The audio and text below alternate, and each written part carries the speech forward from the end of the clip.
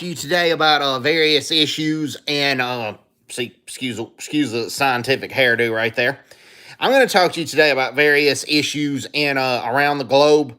Specifically, you're going to talk about South Africa right now. Just hang on one second. I'm going to get this situation, this stream posted on some Telegram groups to tell people that I'm streaming because I'm still new to this live stream business. So just hang on one second.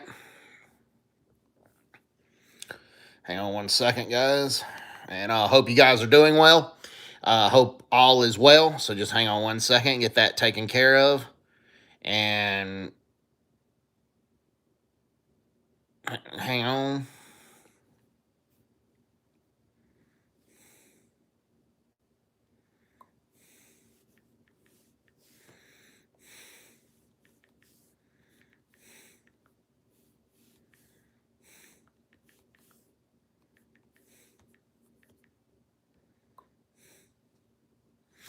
All right. Oh, okay. We'll talk about what's going on in around the globe, specifically South Africa. Talk about what's happening in South Africa.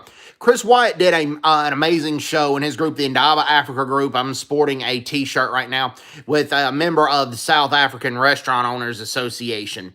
And it was audio because Eskom was doing a lot of load shedding in the Pretoria area. We weren't able to see her visually, but it was still a good audio interview. And I've talked about this before on live streams that the South African government is making the restaurant industry a lot more difficult right now. They're making restaurant owners give their workers pay raises, whether if the workers have earned it or not. And Chris Wyatt said that it didn't seem like that the government may be intentionally doing this, but you have to wonder if they're doing this to try to get the restaurants to fail. I firmly believe that they are. I firmly believe that so many people. Beaver says, Brett, hi mate. Hey Beaver, how are you? Thank you for tuning in. I believe the government's doing this on purpose right now because there are so many people angry with the ANC right now, and we've seen this with a lot of people defying the ANC and going to the beaches of Cape Town because the ANC has stupidly closed all the beaches in South Africa to try to contain the spread of the COVID. Never mind, they're allowing funerals of 49 people when funerals are way more dangerous to the spread of the COVID-19 than are going to the beaches. So I do not blame the beach protesters for doing what they did. I kind of support them doing something like that, and I really don't blame them, to be honest with you. There's so much anger with the ANC. I don't believe the ANC is going to legally be able to win next election, and I firmly believe they want an economic crisis to happen, like all South African restaurants to go out of business, so the ANC takes them over, and then the ANC suspends the election. They call for a COVID and an economic crisis, and then the ANC basically stays in power, and I believe the ANC has one goal, and the goal that they have is power. That's the only goal that they have. And I firmly believe. Now, I do agree with them allowing ivermectin to be allowed to treat COVID-19 because there's no set plan for distributing the vaccines. The ANC, while they're probably going to use the Oxford AstraZeneca vaccine, the ANC chose to use the COVAX plan rather than use the grant money that they got to buy vaccines. So it's not the West hoarding all the vaccines, and Chris White has pointed that out. It's the ANC being incompetent, inept, and irresponsible. And just posted on the beach protest in Cape Town. Well, thank you very much, Beaver. Thank you very much for doing this. I encourage South Africans to go to the beach because the beaches are not going to affect the spread of the COVID-19 all that much. Now, funerals will. And even though the South African government's regulating the restaurants unnecessarily, indoor restaurants are a big source of spreading the COVID, way worse than the beaches, but they're closing the beaches. That is just crazy. It's sick, it's sadistic, and it's asinine what's going on there.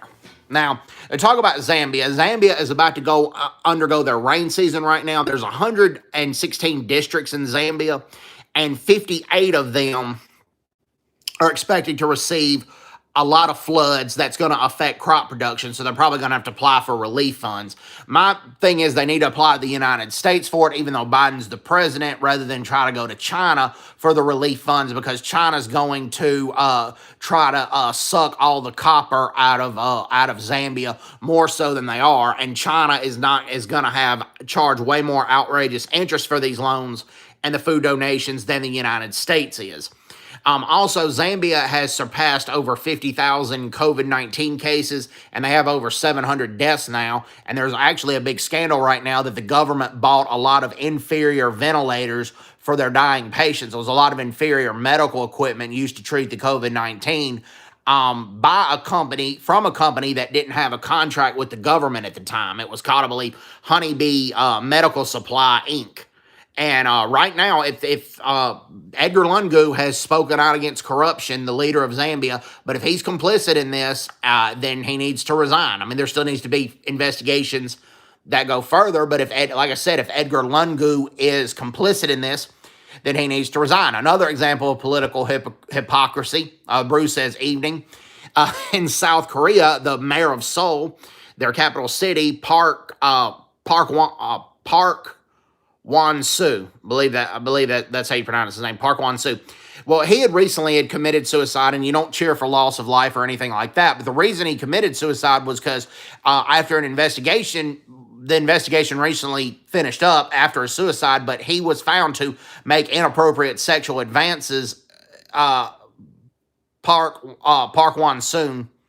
Yeah, Park Won-soo, because he was going to have a lawsuit against him. His former secretary had filed sexual harassment claims against him with inappropriate advances, inappropriate touching and kissing. So he went out to the mountains and killed himself. But the investigation states that he was complicit in this, and he did all that. And he's described himself as a feminist. He's described himself as somebody who was supported gender equality, somebody who stood up for women's rights, but he was doing that behind closed doors. And the EFF in South Africa has done similar situations. There have been plenty of former female members that have claimed they were inappropriately touched, and a lot of the members of the EFF were making inappropriate advances towards them. And like I said, it was the same way in Seoul, South Korea, with Mayor Park Won-soo. The brew made a funny comment, said Park Won-soo. Yeah. And that is absolutely true. I was also on Ronaldo's stream earlier, and we talked about the Parktown prawns, and I've done research on the Parktown prawns. That was actually the animals in District 9 as well. And District 9 is a really good movie, and I firmly believe that people need to watch that movie. It's actually one of my favorite sci-fi movies, believe it or not. But these Parktown prawns can shoot black fecal material at their enemies, or if they feel threatened. And if they get inside, they can chew up carpet and they can chew up furniture. They're actually, outside, they're not a big deal. But then inside, if they get inside a house, they can be a pretty big nuisance to people, those Parktown prawns. Now, the South African wildlife that honestly really creeps me out is the crocodiles. Crocodiles, to me, crocodiles are not alligators. Alligators are fairly docile creatures. They're typically not going to attack a human being unless they're provoked. And we have alligators here mostly in Mississippi. And alligators, like I said, are fairly docile creatures. Very rarely do they attack a human unprovoked. It's rare. But crocodiles are a different story. Crocodiles are super aggressive, and borax on the window edges and doorways keep them out. Yeah, those Parktown prawns need to be kept out. They do. But crocodiles, on the other hand, will attack humans unprovoked. They've attacked fishing boats unprovoked. I've seen pictures in Kruger National Park where crocodiles have engaged in cannibalism, where they've had another crocodile in their mouth and they were eating that other crocodile. And those crocodiles, like I said, really creep me out. So crocodiles is the wildlife in South Africa that I'm the most afraid of, believe it or not. I mean, now you go to Malaysia and parts of India where they have, in Australia where they have saltwater crocodiles. Those things are more aggressive than a Nile crocodile. Those saltwater crocodiles have been known to eat bull sharks. They have seen a saltwater crocodile with a bull shark in its mouth. And it was one of the craziest things. Now, I've talked about discrimination in South Korea before, but this is where, like, we had some positive discrimination too as foreigners. they have these gray nurse sharks that are like the second cousins of great white sharks, but gray nurse sharks are a lot more docile, even though they look aggressive. And they had them in their aquarium, but we could go diving with them, but only foreigners could, only non-Koreans could. So I went diving with these gray nurse sharks in the Busan Aquarium, and that was actually a pretty cool experience. So sharks don't creep me out as much. Great white sharks sometimes do. I want to go diving with great white sharks in South Africa, but I want to do it in a cage. I would not trust myself to. I don't trust great white sharks enough to go diving with them outside the cage. But I did dive with these gray nurse sharks outside the cage, or the sand tiger sharks is another thing that they're called. And that was actually a pretty cool experience. Watch out for the hippos in Republic of South Africa parks. That is true. Those hippos are extremely aggressive. Those hippos, they can be aggressive. Now, I have seen hippos attack crocodiles and save wildebeest and save a lot of wild animals. So sometimes the hippos can stand up to the crocodiles, but then also I've seen them attack a lot of boats unprovoked as well. So the hippos, I wouldn't call them scary necessarily, but I would call them unpredictable, and a lot of people are scared of the hippos. That those hippos can be very unpredictable. With a lion, unless the lion sneaks up on you, you know what the lion's gonna do. But my favorite cat animal in South Africa is the cheetahs. I like the cheetahs. I like the leopards too. But the cheetahs, I like their speed. To me, the way a cheetah can run is actually really, really cool. Careful of the Dagger Boys, buffalo, yeah, and also the African wild dogs. They fascinate me, but the African wild dogs are fine by themselves, but the way they hunt in packs, they are very, very aggressive creatures, and they're some of the more successful hunters. They're like successful in about 75% of their hunts. And the African wild dog, and they surround their prey, and they make it impossible for the prey to escape.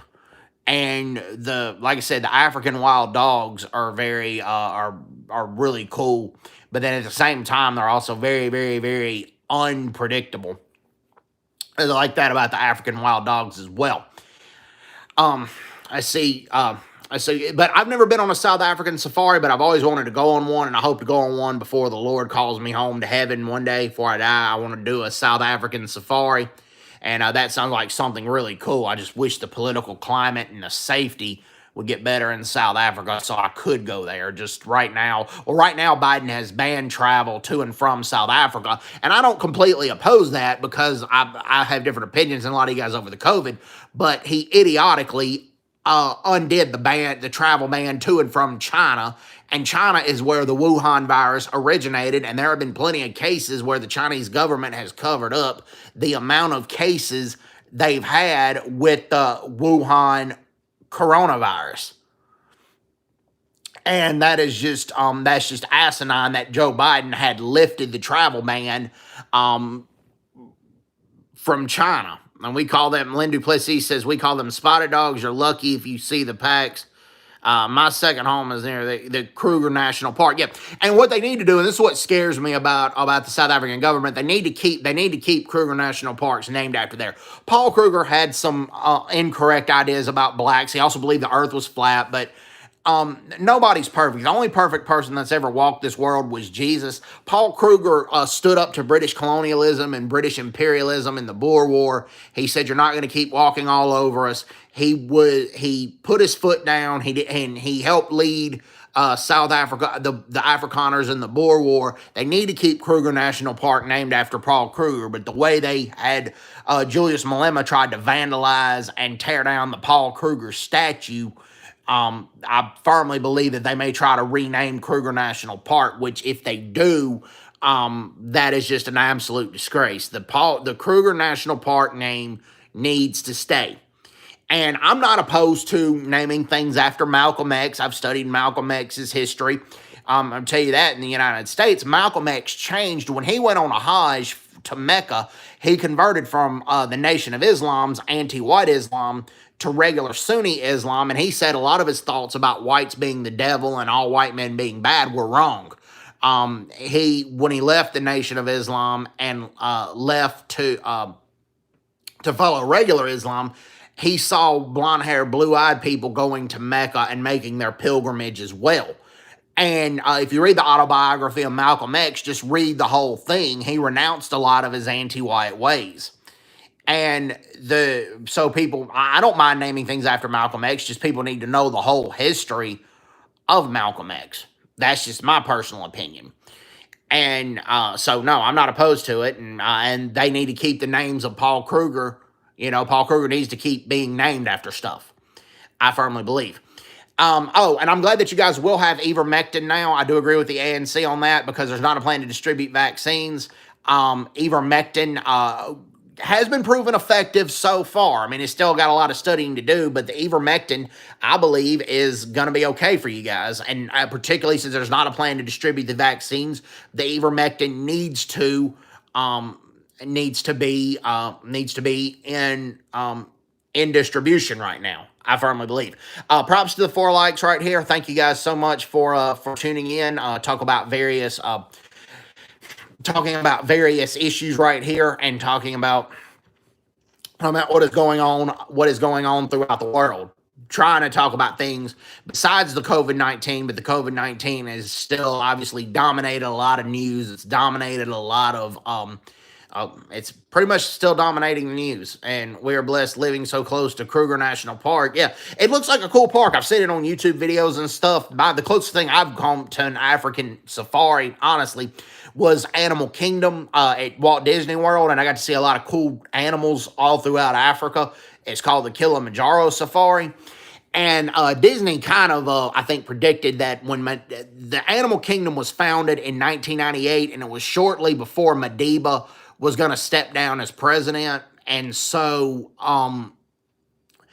and then the violent crime situation really increased under Thabo and Becky. So I think Disney realized a lot of people, not as many people, were going to go to South Africa after Madiba stepped down because they were scared of their own safety. So what they did was they built their Animal Kingdom park in Orlando, and it was actually pretty cool. It's actually a pretty cool, interesting park. I mean, it's still not the real thing like going to Africa, obviously, but it's still an interesting park, and I like it, and I learned a lot about a lot of African wildlife being over there. And it's, like I said, it was really, I've been there like 4 or 5 times. I'm planning on going a 6th time, probably this December, probably in about 10 months or so. So that's that. And they also have like a really cool Animal Kingdom lodge where like you got to pay a lot of money to stay there. I've only stayed there once, but they got a really cool Animal Kingdom lodge where you go, you stay there, you can sit out on the balcony, and you can see plenty of zebras and giraffes from your balcony, which is really cool. I mean, like I said, it's not a genuine African safari lodge that you can do it, but it's still really awesome. So that's my closest experience. Okay, lived in Hazy View, super, yeah. I had a friend of mine that lived out in Limpopo, and they lived out kind of in the savannah a little bit, and they had, from their front porch in their house, they could see elephants and leopards, and it was, like, really cool stuff. And like I said, I highly recommend that, and that's one thing I got to give South Africa credit for. They are a beautiful country. I've seen pictures of the land. The land is just very, very beautiful. Too bad the political climate and the economic climate at the moment right now is not 50% unemployment. There is evidence that the amount of the unemployment's higher than 50%. The government's just saying 50% to make themselves look good, unfortunately. And then they have one of the highest violent crime rates in the world, 7 times the murder rate of the United States. 7 times at least. Right now, it's the 3rd most dangerous country in the world behind Venezuela and behind Papua New Guinea. But that's because right now, as I pointed out, in Venezuela, there's a lot of political turmoil with the Maduro administration. So I don't know how much longer, if Venezuela gets a stable government, if Venezuela is going to be the most dangerous country on earth. But here's the thing. People have to stop voting for the ANC. And there so many people in South African elections don't vote because they don't like the DA's platform. They say the DA is too liberal. But here's the thing. The DA governs better than the ANC. Look at the Western Cape. That's what I'm telling you. Look at the Western Cape. All the oppositions needs to band together, and they need to get the ANC out of power. That is the first step. The first step is you got to get the ANC out of power if there's any hope for South Africa. The crime rate in the Cape Flats is out of control. I do agree, but Cape Town also has better service deliveries in the Western Cape Province, better running water. They also have better health care. I mean, overall, they have a way more stable government in the Western Cape than they have the rest out of South Africa. So I think you need to give the DA a chance. And I believe that's the best bet for South Africa. You can't vote for the FF Plus. The FF Plus only caters to one part of society, and their ultimate goal is to have an independent state. The FF Plus gets elected, and they don't really do much after that. You got to vote for the DA to, I believe, make change. Well, look, I'm going to head out. Chris Wyatt, and thanks for the 5 likes. Thank you so much for the 5 likes. Thanks to all who tuned in, but Chris Wyatt has started to stream now, and I'm not going to interfere with the stream. That's just my style. So take care, guys. Hope you guys are doing well. Have a blessed Saturday. Take care. God bless, and bye-bye. Bye-bye.